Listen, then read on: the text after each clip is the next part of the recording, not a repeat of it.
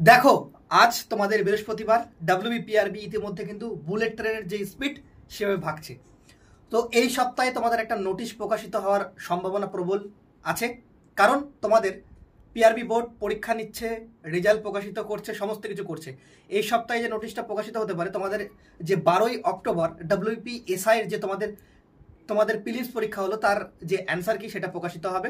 তোমাদের যতদূর সম্ভাবনা আছে যে কলকাতা পুলিশের যে ফিজিক্যালটা হবে না, কলকাতা পুলিশ এসআই সার্জেন্টের, তারপর যে গ্রাউন্ডটাকে একবার রেডি করবে, রেডি করার পর তোমাদের ডাব্লিউপি এসআই এর প্রিলিমস পরীক্ষার রেজাল্ট বের করে তোমাদের একসাথে কমপ্লিট করে নেওয়ার টার্গেট আছে, মানে পিইটি পিএমটি। তো তোমরা, আমি তোমাদের আগে থেকেই বলছি, সবাই রেডি থাকো। মেন্স পরীক্ষা খুব তাড়াতাড়ি হবে, রেজাল্ট খুব তাড়াতাড়ি বেরোবে।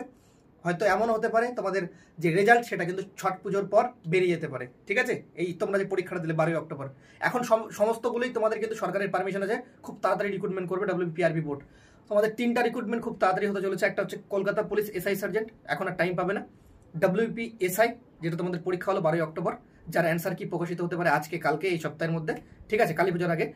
আর 3 নম্বর ডাব্লিউবি কনস্টেবল। কিন্তু আমি আগে থেকে বলে যাচ্ছি যে কলকাতা পুলিশ কনস্টেবল সেটার কিন্তু নিয়োগ প্রক্রিয়া ভোটের আগে কিন্তু কমপ্লিট করানো যাবে না, এটা তোমাদের আমি বলে দিলাম, মানে হবে না, ঠিক আছে? তারপরে হবে ভোটের পর। এই 3টাকে বেশি করে টার্গেট রাখো, চাকরি তোমার হাতের মুঠোয়। ভালো থেকো, সুস্থ থেকো, আর টেক্সটবুক বাংলা চ্যানেলের সাথে যুক্ত থেকো। জয় হিন্দ, জয় ভারত, বন্দে মাতরম।